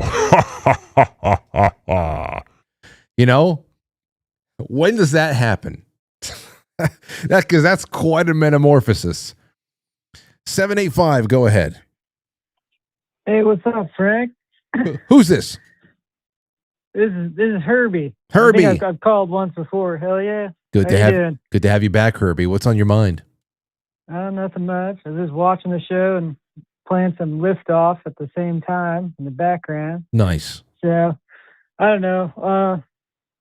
Talking about all this stuff, and what I've been thinking about lately and keeping up with is, you hear about all the data centers going up everywhere? Oh yeah, I've been reading about it. There's a lot of this. There's a lot of local citizen journalism going on about data centers and swallowing up just huge portions of open land, private land, eminent domain issues that are popping up right now. I've seen quite a few people who have gained a lot of notoriety on, at least on my neck of the woods on X, from upstate New York, who are calling attention to solar projects and stuff that are going on and destroying precious farmland. I mean, it's crazy what's going on all over the place. Yeah. So I've seen that is a very, very big issue right now, and I'll see when we can gather enough information to turn it into a show. Then another thing that we I'd like to ask is, what do you think of tech bro people? Like, do you think the tech bros kind of run the earth? You think that they like, people that are into AI and all that stuff they're kind of meek, right? You mean just everyday? Kind of like they're not, most likely, they're kind of like not very muscular, kind of like nerdy type of people. Are you talking about, wait, when you say take No, over the just world? a general question. No. But I need some. The tech bros are But like, when you say tech bro, are you talking Peter Thiel, movers and shakers, or are you talking about somebody who likes playing with grok? People that like playing with grok, I don't know, whatever. No. But anyways, the Bible says, and the meek shall inherit the earth. Well, I just wanted to leave you with that. Let's hope. Let's hope. I mean, listen. Hey, give me all that good stuff. I thought it was kind of something interesting to think about. But yeah, all this AI type stuff that's going on. I appreciate that, Herbie, and I understand. In the question itself, and thank you for the call. Yeah, no, I don't think that the average person who is playing around with ChatGPT and Gemini and any other thing out there is going to be part of. They're not tech bros, number one, and I don't think any of the toys they give us to play with, no matter how constructively we put them to use, is going to put us into any kind of seat of power. Now, the other thing there too is there is always that that Skynet sabotage Fight Club, end scene in Fight Club kind of a thing, where, or even the Death Star, the exhaust port in the Death Star, just got to get a proton torpedo in there. And that's it. The whole thing goes to shit. What the hell is it? You're telling me that this thing doesn't have a weakness? You're telling me that we haven't shown time and time again that once you let us fiddle with something, that we don't find a way to, turn it into something that you can't control or ruin the whole damn thing, or just as a joke ruin it. I don't know. I just don't. I can't. I think that everything that we see ultimately, and I fall into the trap too. Every once in a while we get together and we rage at the shit that we see people in the world doing that gets some attention. But I cannot give up. I can't until it's all over. I guess that means when I'm not around to see it, or when I am around to see it. Maybe I'm in heaven and it's 150 years from now, and finally the world just blinks out of existence. It's time. Until it's all over. It ain't over until it's over. Until it's all over, I can't count out humanity. I really can't. Because just when you think, oh wow, man, this is the worst.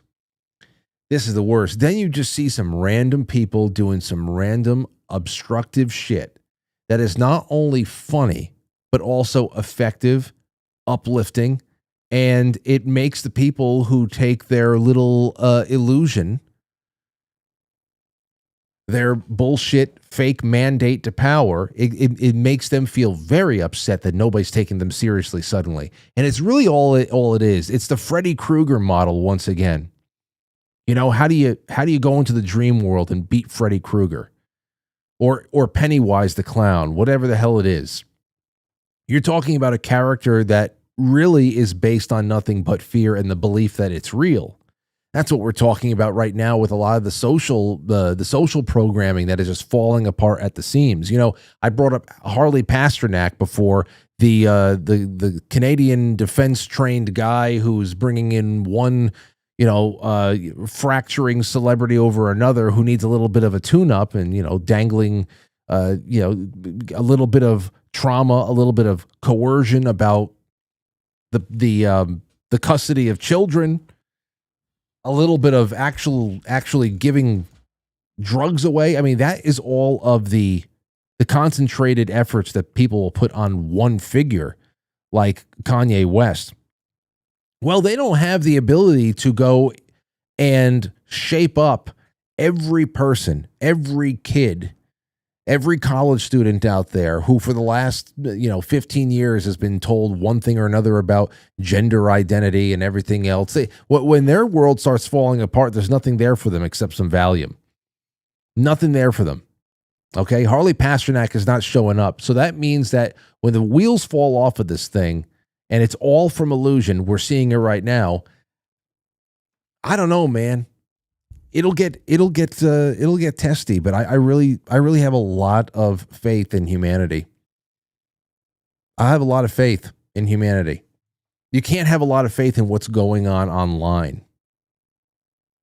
And we're going to have less and less unless we can reestablish connections where people are able to actually get notifications and stuff like that for people that they know are human and are hanging out. It's going to be that'll be tough, but no. No, I don't think the tech bros are going to inherit that much, especially if the way that they're trying to do it is by destroying people and economies and everything else. I never understood why people would want to rule over ashes, but that's seemingly what they want to try to do. Okay, let's see here. Take a call, 845, upstate New York. What's going on? Okay, so Frankie, Order of Nine Angles is a good one. Your buddy who's fucking amazing, just brought it up. He does his thing, bro. I love it. But Order of Nine Angles, I ended up picking this book up on eBay.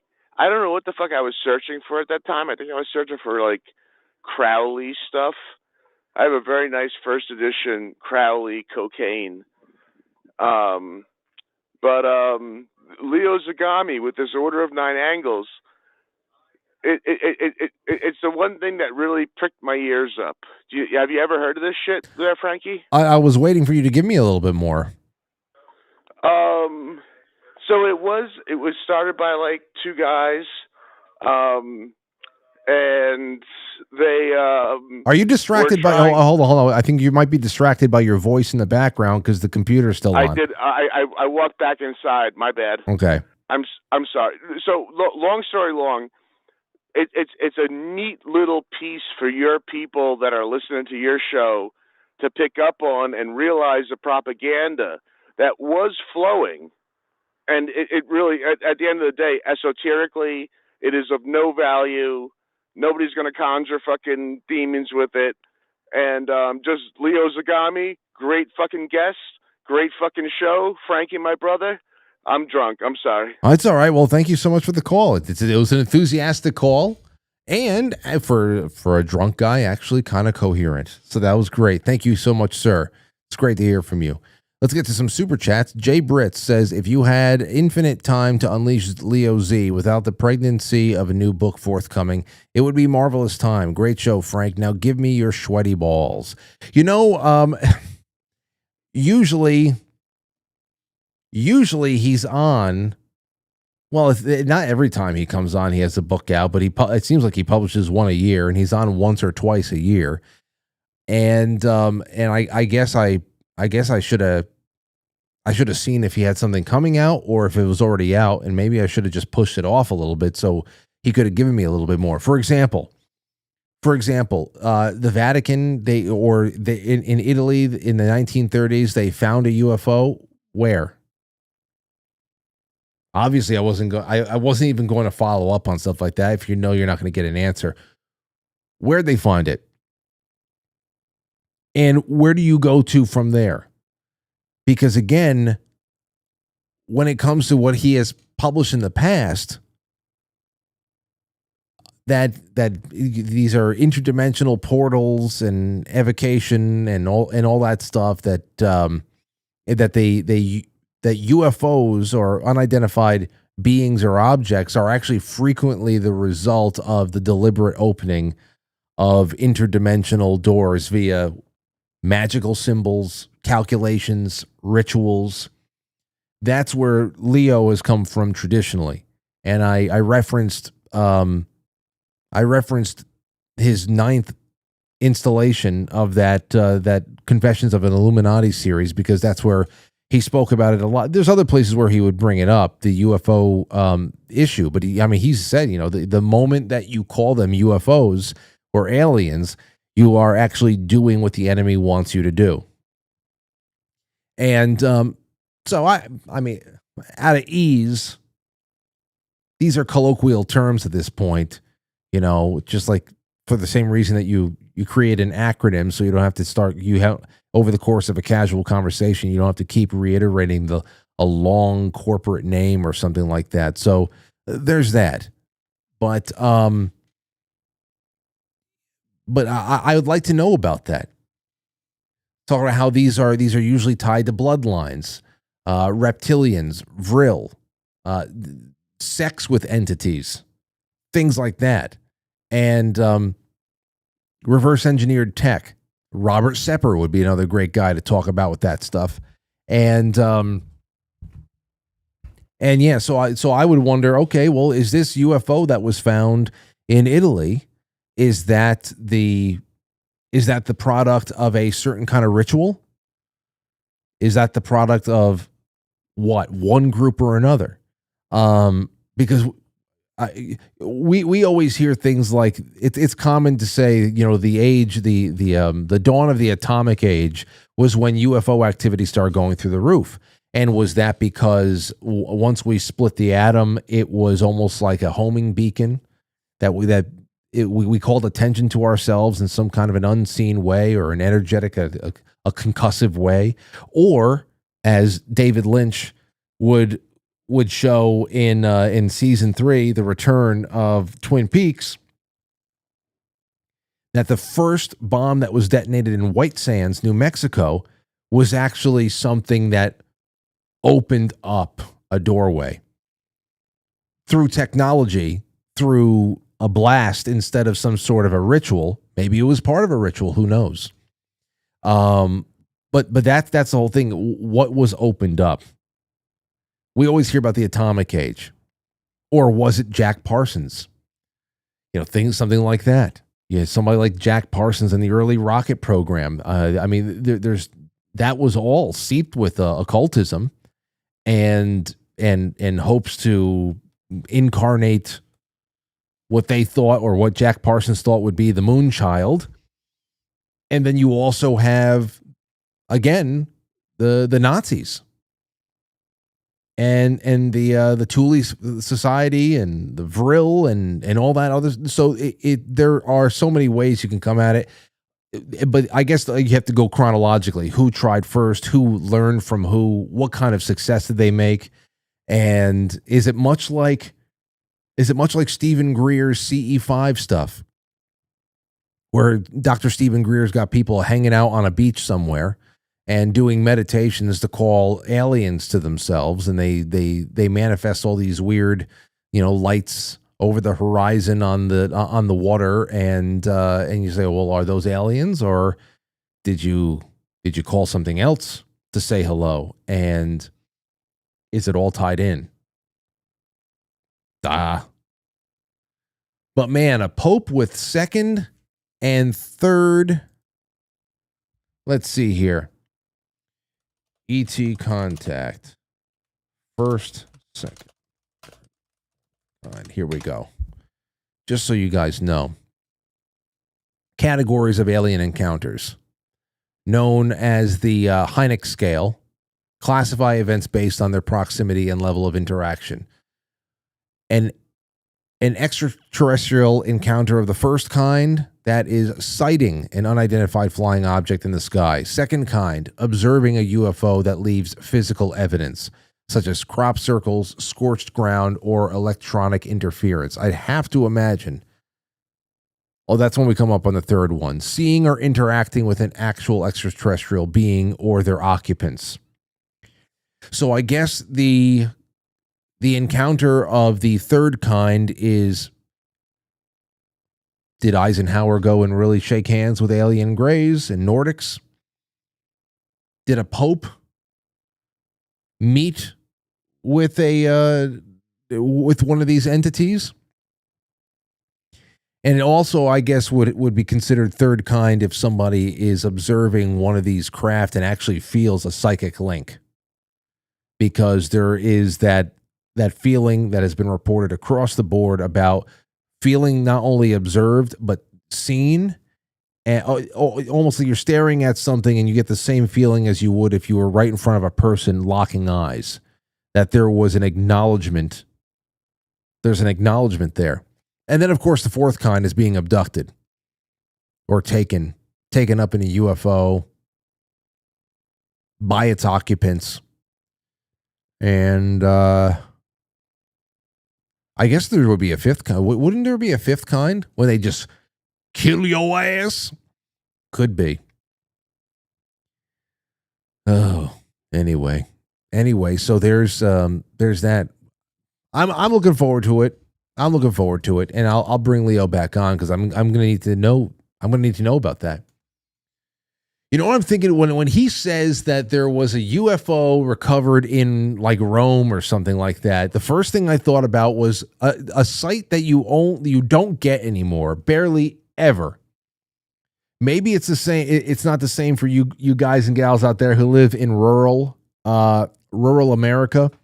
Because I know just driving through upstate New York, there are abandoned cars all over the place. And some people's yards are just like junkyards. I don't understand how that happens. It's such a strange. It's so uncomfortable to me to see some of those properties that is just like cars all over the place. I understand it. You own them. You want to be able to, you're not going to use them anymore, but for a time, you want to be able to salvage parts so that you can fix another car. Maybe that's it. Maybe a lot of it is just like universal parts. Maybe some of it is laziness.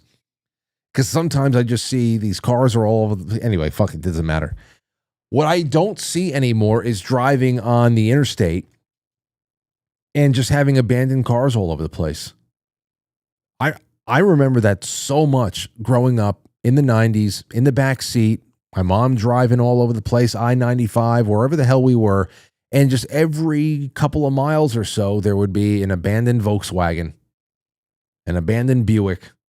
It would look old and dumpy, and it didn't seem like somebody just like ran out of gas. It looked like somebody was just trying to get rid of a problem, and all of a sudden that stopped. I barely see that anymore. If somebody needs roadside service, they usually have roadside service right there, helping them out, giving them a jump, changing a tire, whatever it is. What the hell happened to all the abandoned cars on the side of the road? What happened to them? Does anybody know? Does anybody know? No? Nobody don't know? Anyway, I'll get an email. Somebody will have something very insightful to tell me about it. Okay, so Jay Britz, if you had intimate time. Yeah, infinite time. I don't need infinite time. I just need to read this book. Because usually when Leo comes on, more often than not, he's already had a book out for a while.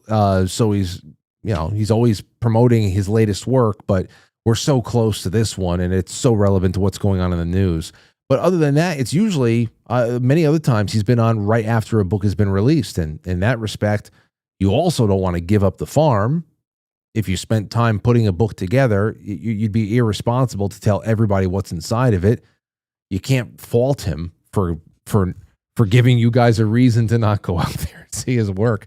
But yeah, I know. If I can get him in the studio, I'm sure that he would be a little bit more comfortable just spilling. You know, usually when you're in here, you're like, all right, let's just talk about whatever the hell you want. Lead me. Judge, jury, and synthesizer says raffle ticket. You damn right. Hold on. Judge, jury, and synth.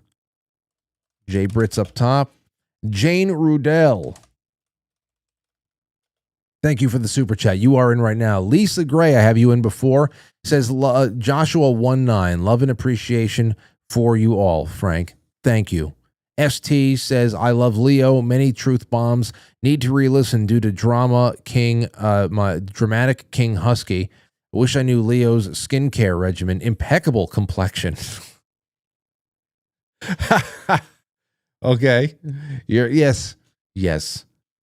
His dome was glowing. Nakey Lamb says, hey, Frank and Leo, this stuff scares me. Be not afraid, my friend, unless the alien shows up in your room. Todd Molinari says, Leo has a beautiful glowing complexion for a man his age. That is a bald head to strive for, Frank. I have a decent bald head, and every once in a while I do a show without my hat on. You know, I'm not hiding anything. I don't have it as nearly as nicely polished as Leo does, but as long as I got to cut down to, with my Freebird, then I'm decent enough to go out. Thank you, Todd. Always good to hear from you. Mark the Carnivore said, Timothy the cat is back. Greetings to Frank family and all the Franklies. I appreciate you guys so much for all the help, especially on Quite Frankly Superchat.com. That is the best way to contribute to the show, especially if you listen on podcast and you want to contribute to the show the next day as in a super chat or get in on the raffles. You can leave those anytime. Quite Frankly Superchat.com. 100% of it goes to the show and instantly too. We don't have to wait until the end of the month or something like that. Let's see here. Over on Rumble, we're going to run through these. Nephilim, cheers, Frank. Always great to see Leo on. Valsky says, I love Keto Brainz and have shared it with others who are impressed by it in their morning coffee. Thanks, Frank and Molly. It's the real deal. Your body responds to it. It plugs into natural systems. Your brain needs those fats. It's wonderful. It drove me to untold levels of productivity today. I even got a workout in, thankfully. Been trying to do that the last 2 days. Finally did it. Dal76 says, question for the end. You talk about gatekeepers' authenticity, but wouldn't we not know that by which we have, wouldn't we not know that by, wouldn't we not know that by what they've been read in on?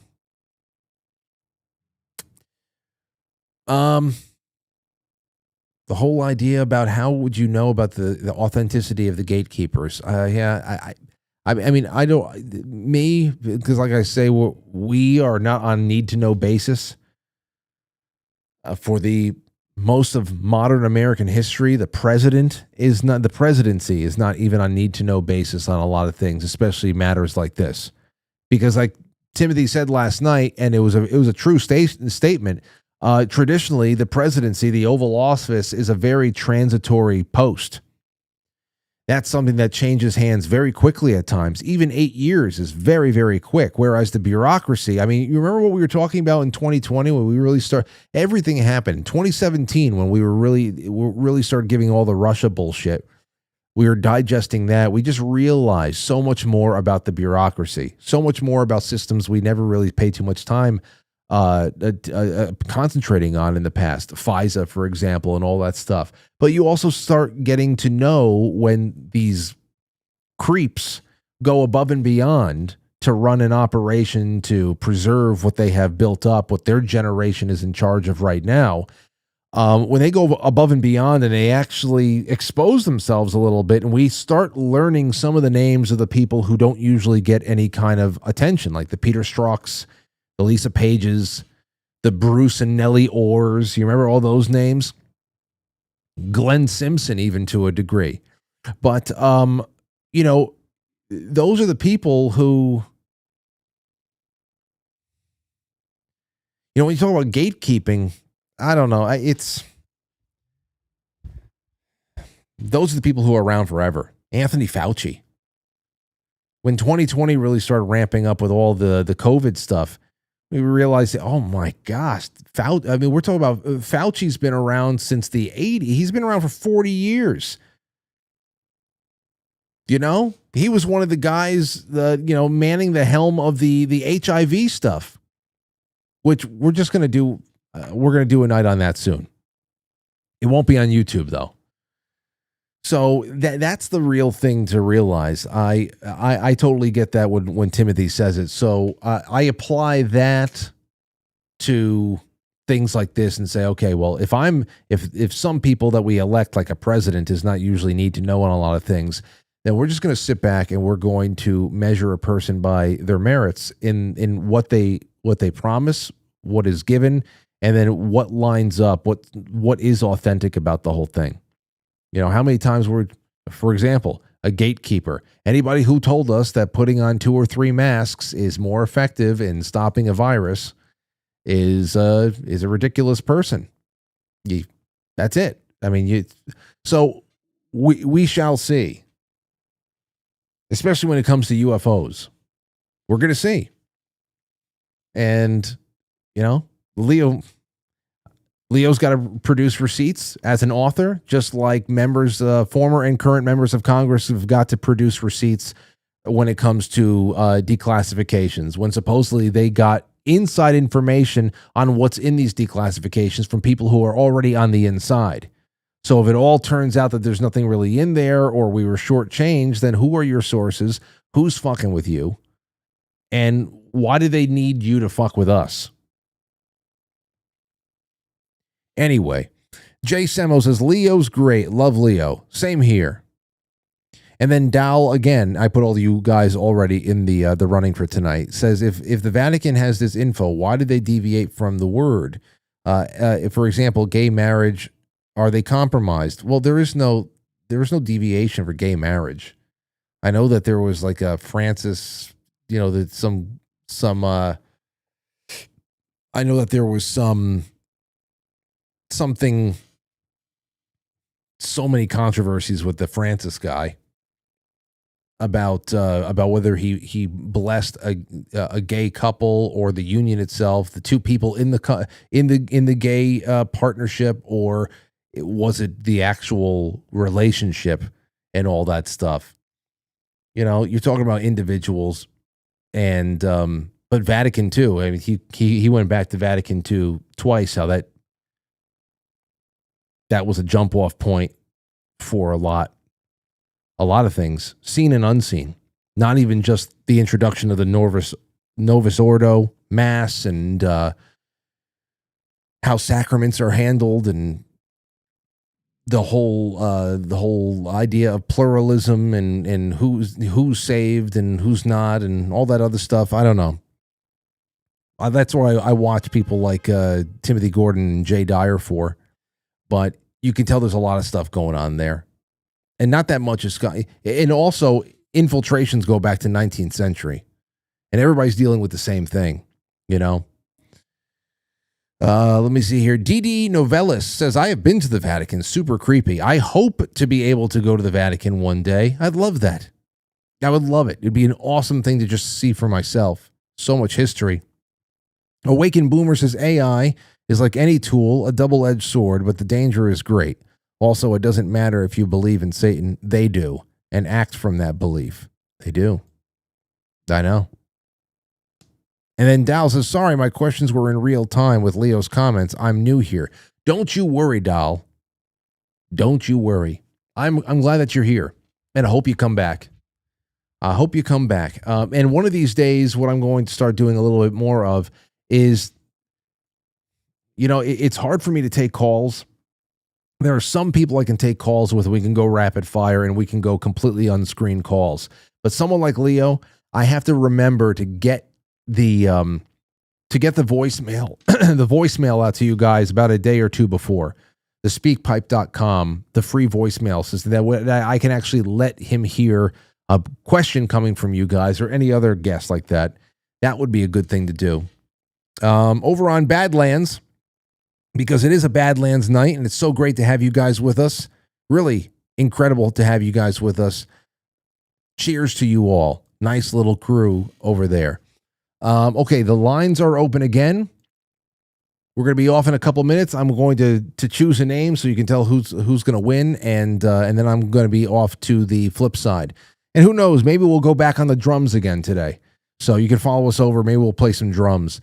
Tomcat, thank you. Blue NDN says for the coconut and a chance. That's all it takes. JR at the lake. Coffee Talk with Sandra says 6-year anniversary party. Love you, Frank. We will have music, conversation, and a panel, and give always let's see here, and always 6:30 p.m. Central Time. That's Coffee Talk with Sandra. Safety Net Love Bomb coming in. Amethyst Cat, happy Thursday, Frank. I have class. I'll catch up later. Thank you, Tommy J. Sean Joe Maliardi says, I want that Polaroid picture. JR at the lake.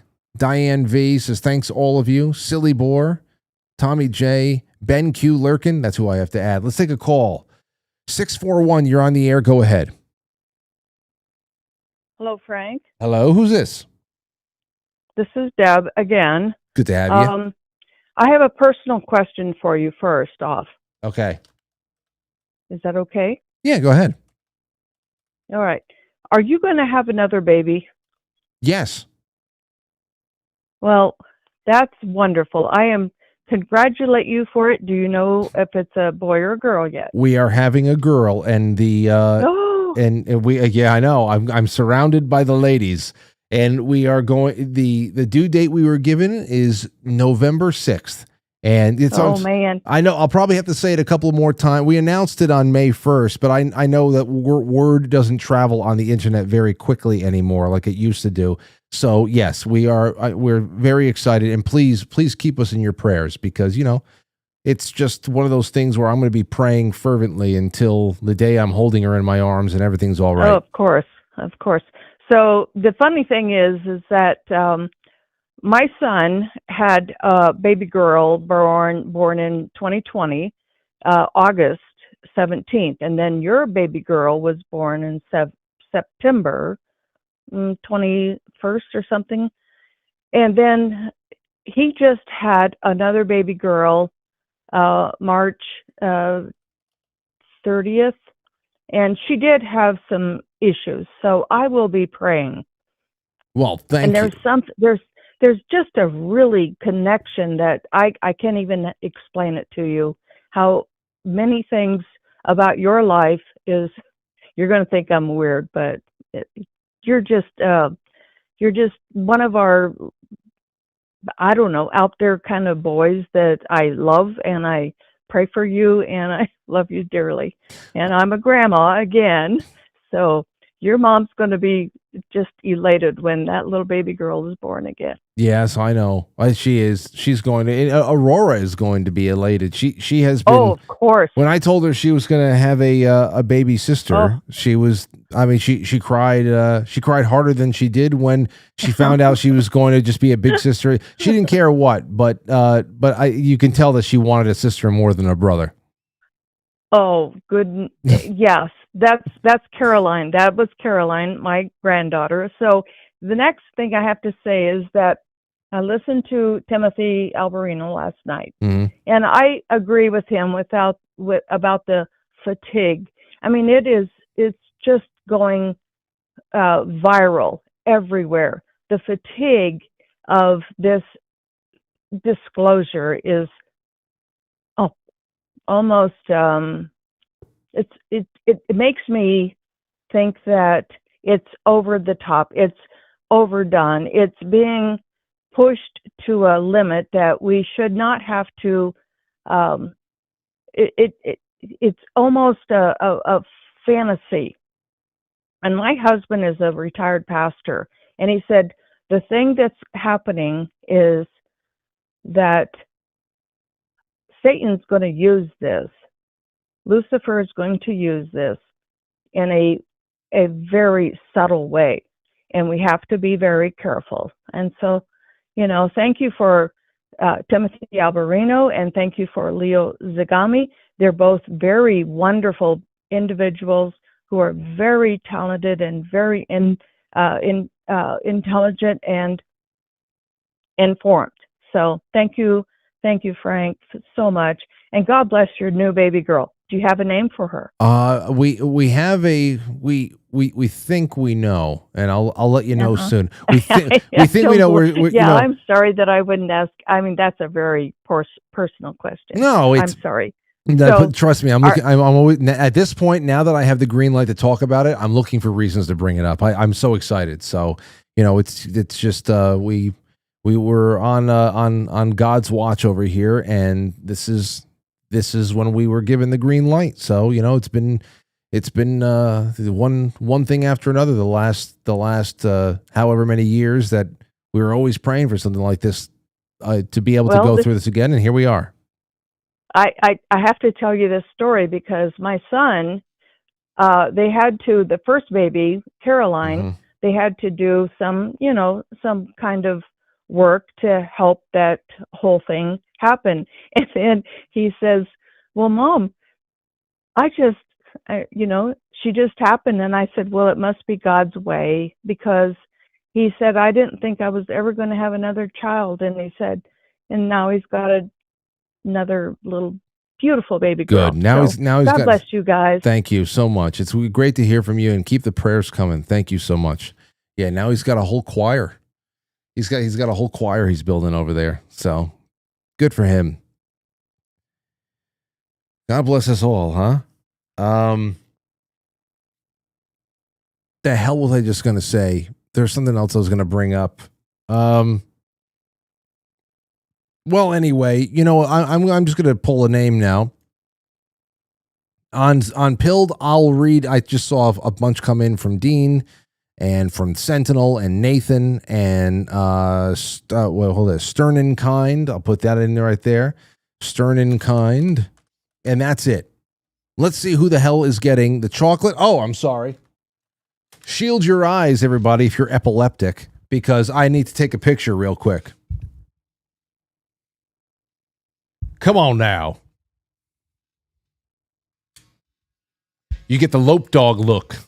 That's it. So who's getting this one? Nice. Boom. There's your Polaroid. And who's getting the chocolate and the keto brains and the silver, which is most important, right?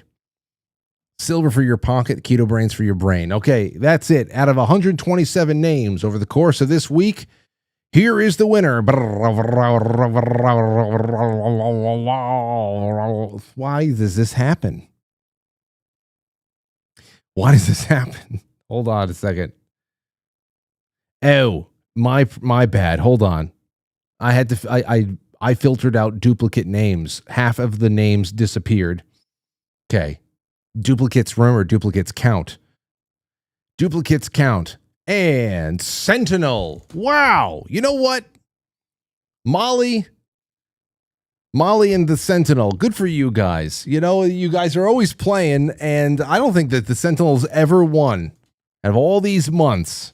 I'm sure Molly is jumping up and down because she says, I want that Polaroid. Well, Sentinel, you better give this goofy, hold on, look, see, you can see my eyes are crossing. Sentinel, you better give this to Molly. Share the Polaroid with her, would you? Okay. I keep forgetting to take one of these a night. It's the easiest thing to send out to people. You put it into a small envelope and it's over. There I am. There you go. All right. I get that. I'll get that to you. Thank you guys for, of course, supporting the show. That's it. And when it comes to the silver, Quite Frankly .gold, Tony Arterburn will send you free silver with any order you put in. That means you can go out there and you can buy an ounce of silver, which you should still be buying here and there. Give yourself a couple of ounces at a time, whatever you can. And he's going to send you some free stuff, free bits of silver anytime you use promo code Frankly, quitefrankly.gold. Thank you so much. I'll catch you guys on the flip side. Badlands, I love you. Thank you so much for having me on and being able to entertain you guys. I hope that it was an entertaining evening. Leo Zagami is always a great conversation, but it's not over yet. We're talking or playing the drums until the lights go out. Going to the flip side, I'll drop the link in the description, but if you don't see the link, you can go to quitefrankly.tv and just press play. We're right there on pilled.net. All right, guys and gals, did I do it again? I certainly did. But I'm not going to give in too easily this time. I'm not giving in. I don't care. There you go. We're doing this the right way. Until Monday. An official show on Monday. Tomorrow, you may see me pop up at some time in the afternoon. I think we're going to do a little bit of you'll see. Keep your notifications on YouTube, because it might just be a stream from the phone around the grill or something like that. You'll see what happens. Have yourself a wonderful night. And if you want to be a part of tomorrow night's watch party, we're watching Constantine. Guys, we are watching Constantine. And it's a wonderful, it's an awesome movie. It's a great movie. It's actually, tonight, last night, we'll get you in a spooky zone to have a fun time. Constantine, that'll be live at 8:30. You'll get the private link sent to you if you are a sponsor, wherever the hell you are, on quitefrankly.tv, Patreon, Subscribestar. If you go to patreon.com/Quite Frankly, from now until May 20th, every tier to sponsor the show is 50% off the first month. So that means if you want to be part of the watch parties, not only tomorrow night when we watch Constantine, but I think we do As Good as It Gets the next Friday, all of the Sunday streams, the book club that we're going to do in July, so many awesome things that are going on. I mean, you sign up for $5 on the Patreon for the next 5 days, you're paying $2.50 for the first month. That's less than a New York slice of pizza. So sponsor the show. That really means the most. And thank you so much, everybody. I'll talk to you later. I'll catch you on the flip side.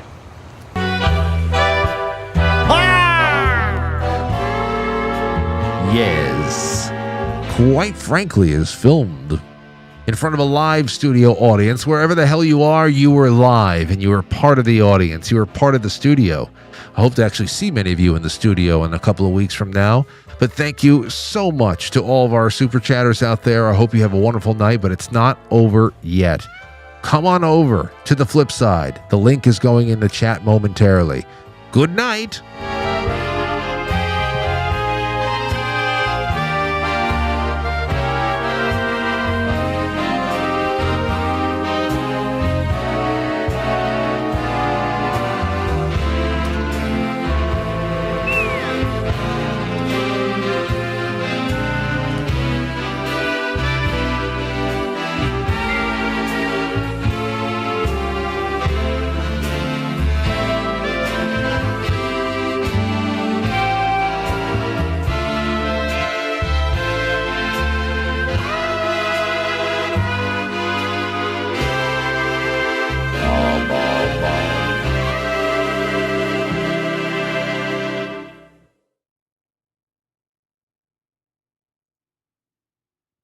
Goodbye. All right, that's it.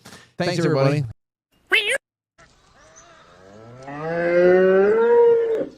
Will you shut up? No.